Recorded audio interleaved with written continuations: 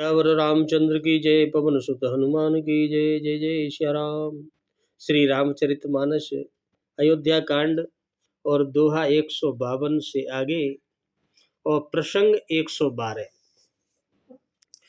ते अवसर रघुबर रुख पाई, केवट पार नाव चलाई। रघुकुल तिलक चले यही भांति, देखऊं ठाड़ कुलिस धर छाती। और उसी समय प्रभु श्री रामचंद्र जी का रुख पाकर केवट ने पार जाने के लिए नाव को चला दिया। और जब नाव चल दी तो इस प्रकार रघुवंश तिलक श्री रामचंद्र जी वहां से चल दिए। और मैं छात्री पर वज्र कर वहीं खड़ा रहा। खड़ा खड़ा उन्हें देखता रहा, क्या करता। मैं आपन किम कहो कलेशु, जियत फिरऊं ले राम संदेशु। अस कय सचिव बचन रह गयऊ, हानि ग्लानि सोच बस भयऊ। और मंत्री सुमंत्र कहते हैं, मैं अपने कलेश को कैसे कहूँ आपसे राजन। जो श्री राम जी का यह संदेश लेकर मैं जीता जाता और लौट के कैसे आ गया। ऐसा कहकर मंत्री की वाणी रुक गई, वे चुप हो गए और बड़ी गिलानी से बड़ी हानि से वे सोचने लगे, सोच के वश हो गए कि क्या हो गया ये। सुत बचन सुनत नर नाहू, परे उधर न और दारुन दाहू। तलफत विषम मोह मन मापा, माजा मन मीन कऊं व्यापा। और सारथी सुमंत्र के ऐसे वचन सुनते ही राजा दशरथ पृथ्वी पर गिर पड़े। उनके हृदय में भयानक जलन होने लगी, वे तड़पने लगे। उनका मन बड़े भीषण मोह से व्याकुल हो गया, जैसे मानो मछली को किसी मांझे में व्याप्त गया हो, मांझे में फंस गई हो कोई मछली, पहली वर्षा का जल लग गया हो, ऐसे भड़बड़ाने लगे।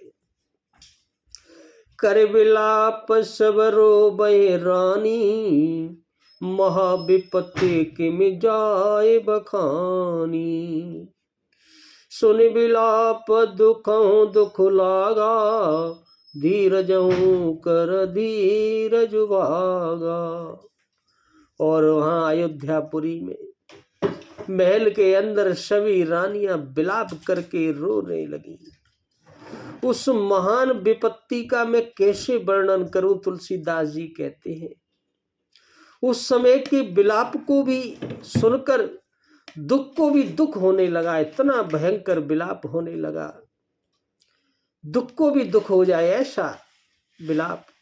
और धीरज का भी धीरज भाग जाए, स्वयं धीरज ही धीरज भाग जाए।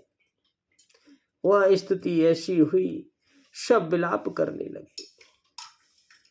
भयउ कोलाहल अवदयति, सुन निरपराउर सोर रामा।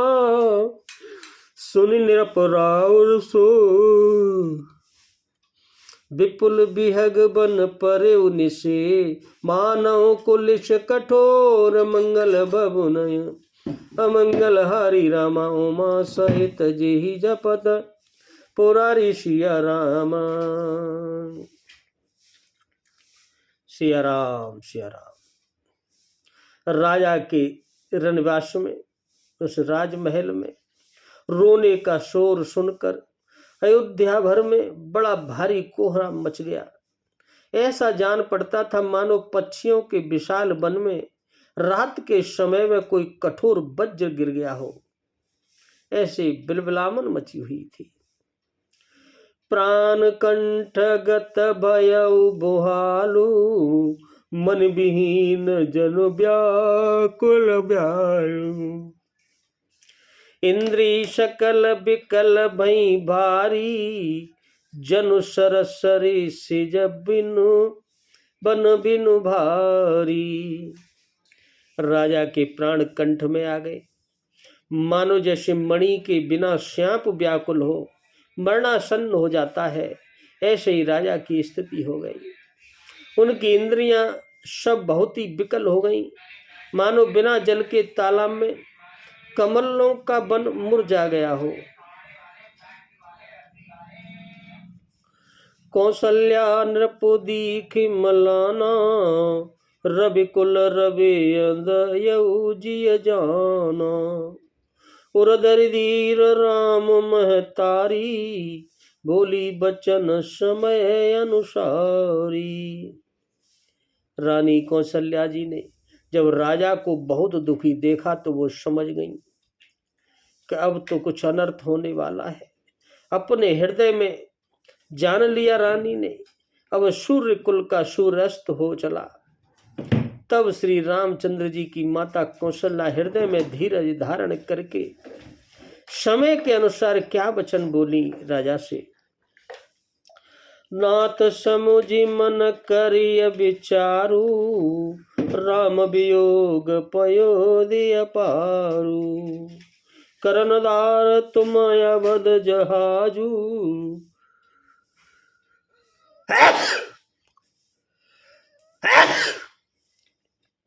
चढ़े सकल प्रिय पथिक समाजू। और रानी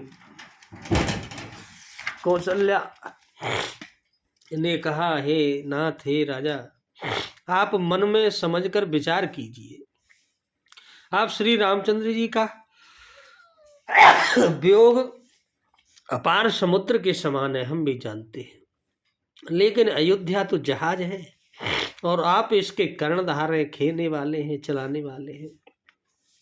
आप परिजन और कुटुंबी और प्रजा ही यात्रियों का समाज है जो इस जहाज पर चढ़ा हुआ है।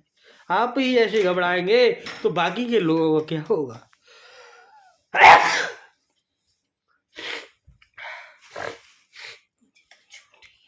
धीरज धरई तपाई अपारू, नाहित बूढ़े सब परिवारू।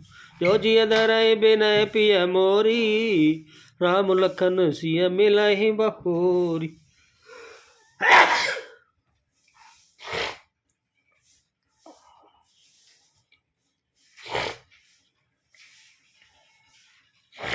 आप धीरज धरिए तो सब पार पहुंच जाएंगे। आप सही रहेंगे तो ये सब लोग सही रहेंगे, नहीं तो सारा परिवार डूब जाएगा।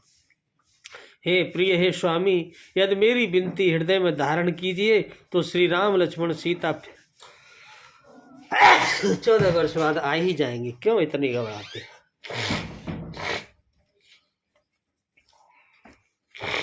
प्रिया वचन मृदु सुनत नृपो, चितयऊ आँखियों गार। राम चितयऊ आँखियों गार।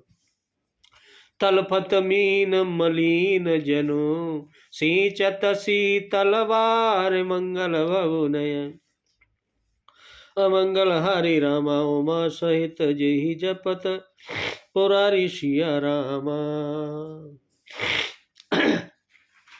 अपनी प्रिय पत्नी कौशल्या के कोमल वचन सुनते ही राजा ने आंखें खोलकर देखा, मानो तड़पती हुई दीन मछली पर कोई शीतल जल की बूंद गिरी हो। तो उसने आंख खोल के देखा।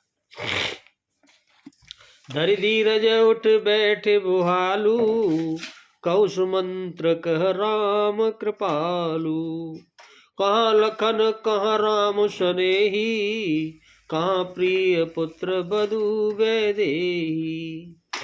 धीरज धर कर राजा उठ बैठे और बोले, सुमंत्र बताओ, कृपालु श्री राम कहाँ है, लक्ष्मण कहाँ है, इसने ही राम मेरा कहाँ है, और मेरी प्यारी बहू जानकी कहाँ है। बिलपत राव बिकल बहु माती, भई जुग सरेस सिरा दिन राती। तापस अंध साप सुधियाई, कौशल्या सब कथा सुनाई। राजा व्याकुल होकर बहुत प्रकार से विलाप कर रहे हैं। वह रात युग के समान बड़ी हो गई, सुबह नहीं हो रही है। राजा को अंधे तपस्वी यानी श्रवण कुमार के पिता के शाप की याद आ गई। उन्हें वह समय याद आ गया। उन्होंने सब कथा फिर कौशल्या को सुनाई।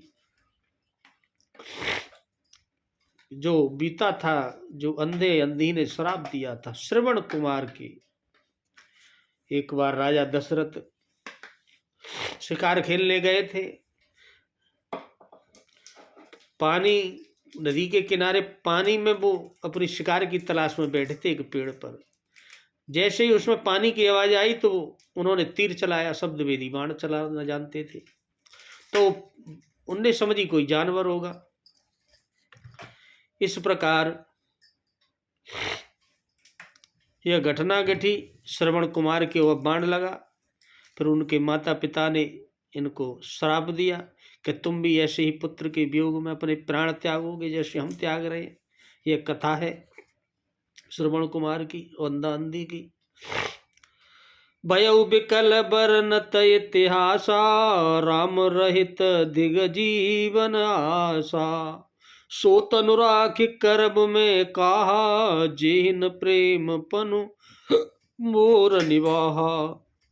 उस इतिहास का वर्णन करते करते राजा दशरथ व्याकुल हो गए और कहने लगे कि श्री राम के बिना जीने की आशा को धिक्कार है।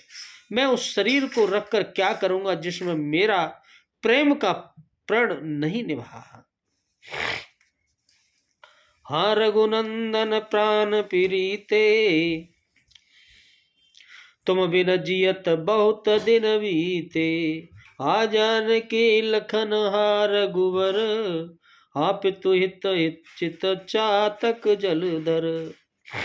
राजा दशरथ, हा रघुकुल को आनंद देने वाले मेरे प्राण प्यारे राम, तुम्हारे बिना जीते हुए जिंदा रह के मुझे बहुत दिन बीत हो गए।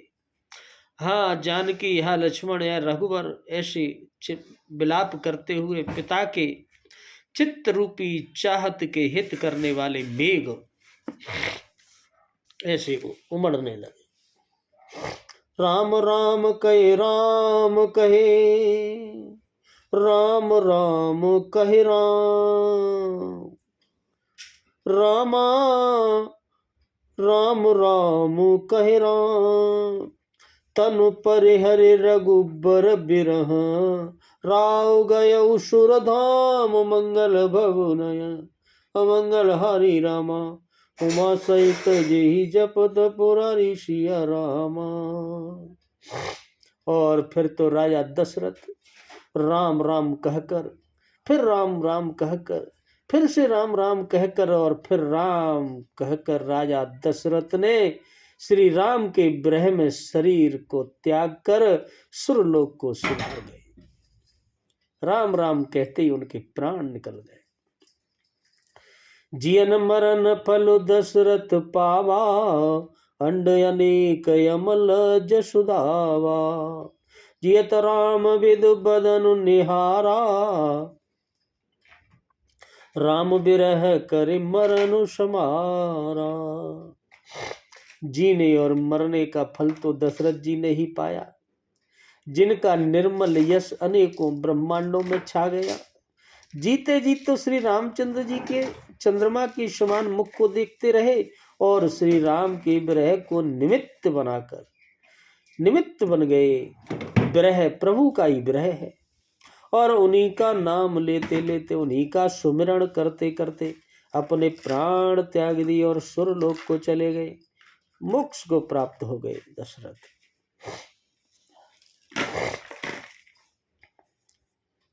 शोक विकल सब रोवै रानी, रूपशील बल तेज बखानी। करहि विलाप अनेक प्रकारा, परहि भूमि तल बारहि बारा। सब रानियां शोक के मारे व्याकुल हो रही, रो रही हैं। वे राजा के रूप, शील, बल और तेज का बखान कर करके अनेकों प्रकार से विलाप करती हैं। ऐसे थे हमारे राजा और बार बार धरती पर गिर गिर पड़ती हैं। वहां रुदन मचने लगा। बिल पहे बिकल दास अरुदासी, घर घर रदन करहि पुरवासी। हाथ यऊ बाज भानुकुल भानु धर्म अवधि गुण रूप निधानु। दास दासी गण व्याकुल होकर विलाप कर रहे हैं और नगर निवासी घर घर रो रहे हैं। कहते हैं कि आज धर्म की सीमा, गुण और रूप के भंडार सूर्य कुल के सूर्य अस्त हो गए। गारी शकल के कई देही नयन विहीन कीन जग जेही। यही विधि बिलपत रैन बिहानी हाय सकल महामुनि ज्ञानी। सब केकई रानी को सब पूरे नगर की औरतें गाली देने लगी। जिसने संसार भर को बिना नेत्र का अंधा कर दिया, ऐसे कहने लगे हमारे सूर्य को इन्हीं की वजह से अस्त होना पड़ा। इस प्रकार विलाप करते करते रात बीत गई। प्रातःकाल सब बड़े बड़े ज्ञानी मुनि वहां पहुंचे। चलो तब वशिष्ठ मुनि समय सम कहे अनेक इतिहास रामा, कहे अनेक इतिहास। शोक निवार सब ही कर निज विज्ञान प्रकाश। मंगल भवनय मंगल हरि रामा उमा सहित जय जपद पुरारी सिया रामा। गरम कर। तब वशिष्ठ मुनि ने समय के अनुकूल अनेक इतिहास कहकर अपने विज्ञान के प्रकाश से सबका शोक दूर किया। तरह तरह के इतिहास की कहानियां सुनाई। जो आया है उसे जाना है। तेलव नाम वर नृपत अनुराखा दूत बुलाए बहुर यश भाषा। धाम वेग भरत पै जाऊ नृप सुदिकत ही कहूँ जन काहू। वशिष्ठ जी ने नाम में तेल भरवाकर राजा के शरीर को उसमें रखवा दिया। फिर दूतों को बुलाकर उनसे ऐसा कहा, तुम लोग जल्दी दौड़कर भरत के पास जाओ। राजा की मृत्यु का समाचार कहीं किसी से नहीं कहना। और कैसे कहना? एतने कहु भरत सन जाई गुरु बुलाए पठयउ दो भाई। सुन मुनि आय सुधावन धाये चले वेग बर बाज बजा लजाए।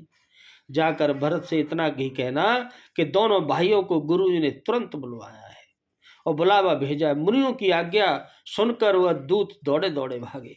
वो अपने वेग से उत्तम घोड़ों को भी लजाते हुए दौड़ गए। अनर्थ अबद आरंभे जब ते कुश गुण होय भरत कहु तब से। देखे रात भयानक सपना जाग करें कटुकोटि कल्पना।